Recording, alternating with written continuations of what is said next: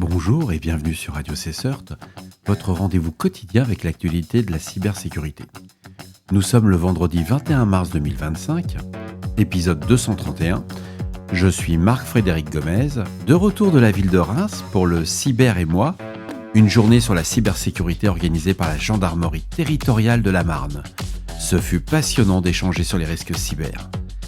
Aujourd'hui, on va analyser ensemble les menaces et tendances qui secouent le monde de la cyber. Au programme de cet épisode, GitHub, victime d'une attaque en cascade sur la chaîne d'approvisionnement. Espionnage, des applications Android infectées par un spyware nord-coréen détecté sur Google Play. Panne massive en Russie, Cloudflare ciblé. De nombreux services, TikTok, Steam, Telegram, Duolingo, ShareBank ont subi des coupures dans plusieurs régions de Russie. Finset déploie une nouvelle backdoor Python baptisée Anubis. Toutes les sources utilisées sont en description de cet épisode. Inscrivez-vous à la newsletter de Radio CSERT pour ne rien manquer. Une attaque sophistiquée de type supply chain en cascade a été récemment identifiée sur GitHub compromettant des secrets critiques dans plus de 23 000 dépôts.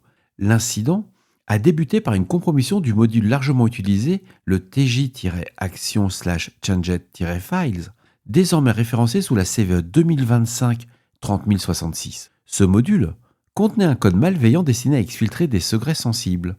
Les analyses récentes menées par les chercheurs de Wiz ont permis de remonter à l'origine de cette compromission. L'attaque semble avoir démarré bien en amont avec l'injection de code similaire dans le composant reviewdog/action-setup@v1. Le vecteur d'infection repose sur une charge utile encodée en base 64, dissimulée dans un script d'installation. Son exécution dans les workflows a provoqué la fuite de secrets dans les journaux accessibles publiquement dans certains cas. Ces secrets incluent des clés d'accès, des tokens NPM, des clés RSA privées ou encore des GitHub Paths. La CISA a confirmé la compromission, signalant que la faille permettait la divulgation non autorisée d'informations sensibles. Il faut savoir qu'elle a été corrigée dans la version 46.0.1 du module affecté et GitHub de son côté a révoqué l'accès aux composants compromis le 16 mars 2025. Et une version corrigée a été publiée au-delà de la version 45.0.7. Mais l'enquête ne s'arrête pas là. Wiz alerte sur le fait que plusieurs autres actions GitHub Issues de l'écosystème ReviewDog pourraient avoir été affectées. L'étendue de la compromission reste à ce jour partiellement inconnue. À lire, je vous mets le lien dans la description de l'épisode, c'est hyper intéressant. Des chercheurs en cybersécurité ont découvert au moins 5 applications Android qui hébergeaient un spyware nord-coréen.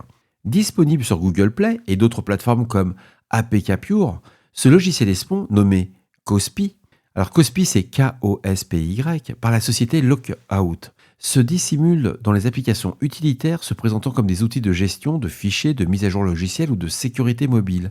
Parmi les applications identifiées, il y a le gestionnaire de téléphone, le gestionnaire de fichiers, les gestionnaires intelligents, la sécurité Kakao et les outils de mise à jour logiciels, ce qu'on appelle les Software Update Utility. Derrière leur apparence inoffensive, ces applications disposent de capacités d'exfiltration particulièrement étendues, récupération des messages SMS, journaux d'appel, données de localisation, fichiers d'enregistrement audio ambiant, frappe clavier, donc c'est un keylogger, informations Wi-Fi, liste d'applications installées, ainsi que des captures d'écran et d'enregistrement d'écran.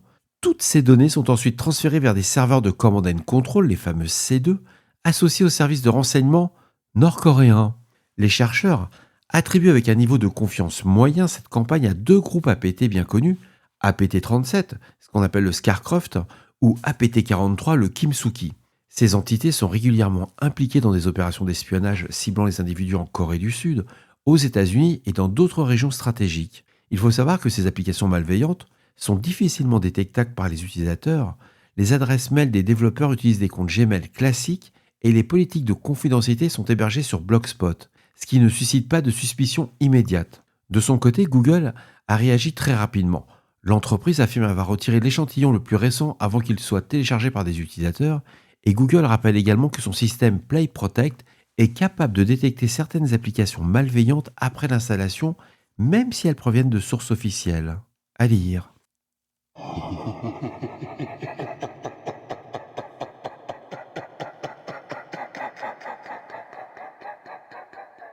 The Record revient sur une panne massive en Russie liée à une manœuvre de blocage partiel de Cloudflare par le gouvernement. Depuis plusieurs jours, les utilisateurs russes rencontrent d'importantes interruptions sur des services comme TikTok, Steam, Twitch, Duolingo, Epic Games, mais aussi Sharebank, Sberbank, Gazprombank ou encore Telegram et WhatsApp. Officiellement, Roskomnadzor évoque des problèmes d'infrastructure étrangères, mais plusieurs experts russes affirment que ces perturbations sont dues à un test grandeur nature du blocage de Cloudflare, fournisseur américain de protection DDoS et de CDN. L'objectif, c'est pousser les plateformes russes à quitter les solutions étrangères au profit d'une infrastructure souveraine et contrôlée localement. Ce mouvement s'inscrit dans une logique de retrait numérique progressif amorcée depuis 2022. Le problème, c'est qu'aucune solution locale gratuite n'offre le niveau de protection de Cloudflare contre les attaques DDoS. Pour les éditeurs de services, cela crée un dilemme, sécurité ou accessibilité. Il faut rappeler que Cloudflare représente 44% du marché CDN en Russie, ce qui rend toute migration particulièrement complexe et coûteuse. Quoi qu'il en soit, cet épisode marque une nouvelle étape dans la fragmentation du réseau mondial Internet.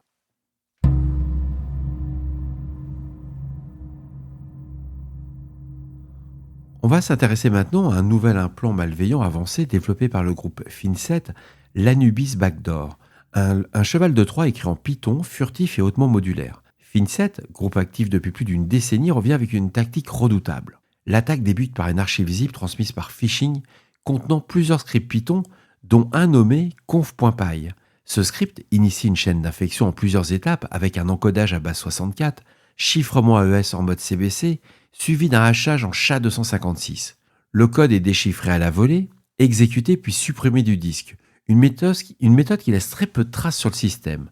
Côté fonctionnalité, Anubis permet l'exécution de commandes distantes via le module subprocess, la communication réseau sur les ports 80 et 443, le transfert de fichiers supplémentaires et la persistance via le registre de Windows avec une configuration chiffrée propre à chaque machine infectée. La clé de chiffrement est dérivée de l'identifiant de l'agent et du nom du système cible, rendant l'analyse post-mortem complexe sans information préalable. De plus, Anubis donne à Finset un contrôle total et discret sur les machines compromises, avec des capacités de shell distant, exfiltration et mise à jour dynamique du C2. Si je devais résumer cette backdoor en Python, ça va illustrer une nouvelle montée en sophistication dans l'arsenal de Finset, capable de contourner des détections classiques tout en exploitant des vecteurs familiers comme les campagnes de phishing. C'est vraiment impressionnant le niveau technique qui sont en train d'arriver, quoi. Je le répète chaque soir, mais c'est un peu ce que c'est spectaculaire. C'est à la limite sexy tellement quand j'ai fait l'analyse, c'était vraiment c'était bon, quoi. Je vous propose maintenant un zoom sur un nouvel acteur qui est vraiment menaçant, c'est UAT 5918. C'est un groupe APT qui cible depuis 2023 les infrastructures critiques de Taïwan. Les chercheurs de Cisco Talos ont révélé que ce groupe mise sur une stratégie d'intrusion discrète et durable avec un objectif clair: maintenir un accès à long terme pour voler des informations et récupérer des identifiants. Les secteurs visés vont bien au-delà des seules infrastructures critiques. Technologie de l'information, télécommunications, universités et hôpitaux sont également dans le viseur. Côté tactique, UAT 5918 partage des similarités avec plusieurs groupes chinois connus comme Volt Typhoon, Flax Typhoon, Tropic Trooper, Earth S3 ou Dalbit. Le déroulement de l'attaque commence par l'exploitation de vulnérabilités 0-day sur des serveurs web ou applicatifs mal sécurisés. Une fois le point d'entrée établi, les attaquants déposent des outils open source pour effectuer des reconnaissances réseau, collectent des informations système et font des mouvements latéraux. En phase de post-exploitation, on va retrouver FRP et Neo-Regorge pour créer des tunnels de reverse proxy, Mimikatz, Lasagne, Browser Data Lake pour extraire identifiants, cookies et historique de navigation. Et on retrouve aussi des implants comme Chopper, Crowdor ou Sparrowdor. Il faut savoir que ce groupe procède ensuite à une exfiltration ciblée en explorant les disques locaux et partagés à la recherche de données sensibles. Et leur approche est manuelle, mais très méthodique. Ils déploient des web shells sur tous les serveurs accessibles, multipliant les points d'entrée pour garder le contrôle, et surtout la persistance au sein de votre réseau. La combinaison d'outils légitimes open source, de web shells persistants et de techniques de tunnelisation avancées montre non seulement un groupe structuré, capable d'échapper aux détections classiques tout en menant des campagnes d'espionnage ciblées sur du long terme. Ils sont pas là pour compromettre les systèmes pour 2, 3, 4 jours. Ils rentrent et pendant plusieurs semaines, plusieurs mois, ou jusqu'à qu'ils se fassent détecter, ils vont rester présents.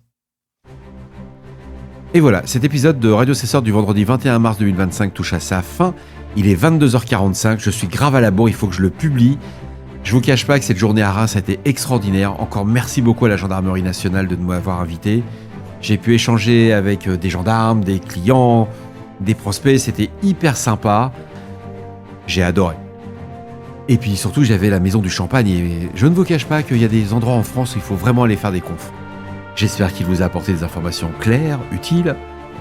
Si vous souhaitez avoir des retours ou des sujets que vous aimeriez voir traités, faites-le moi savoir. Laissez-moi un message sur le répondeur de Radio Cessert au 07 68 72 20 09 ou envoyez-moi un email à radiocessert@gmail.com. D'ici là, restez vigilants, surveillez vos systèmes et surtout ne cliquez pas trop vite. On se retrouve demain samedi pour un nouvel épisode. Il y aura aussi la sortie de la newsletter. Prenez soin de vous. À très bientôt sur Radio Cessert. Au revoir.